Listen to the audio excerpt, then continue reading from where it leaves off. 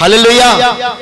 ఎక్కడికి వెళ్తున్నాడో, ఏ ప్రాంతానికి వెళ్తున్నాడో ఆ ప్రాంతంలో మొట్టమొదటిగా ఆయన ఇంటికంటే ముందు దేవుడికి బలిపీఠం కట్టడం ప్రారంభించేవాడు.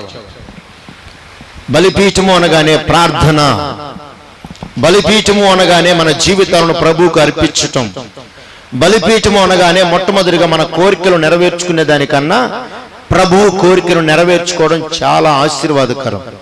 మనం మునుపు బాగానే ఉంటాం, రాను రాను రాను రాను మన ఆత్మీయ జీవితం చల్లారిపోతూ ఉంటది. రాను రాను మన ప్రార్థన జీవితం చల్లారిపోతూ ఉంటది. రాను రాను దేవునితో గడపడం చల్లారిపోతూ ఉంటది.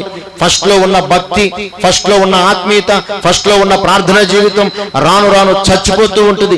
చనిపోయిన వారి జీవితాల్లో ఎంత గబ్బు కొడుతుందో, దౌర్భాగ్యమైనటువంటి దుర్వాసన కొడుతుందో, మన బ్రతుకుల్లో కూడా అదే భయంకరమైన దుర్వాసన కొడుతూ ఉంటది. మన జీవితాల్లో సువాసనలు వెదజల్లాలి అని అంటే మనం దేవునికి లోబడే వారమై ఉండాలి.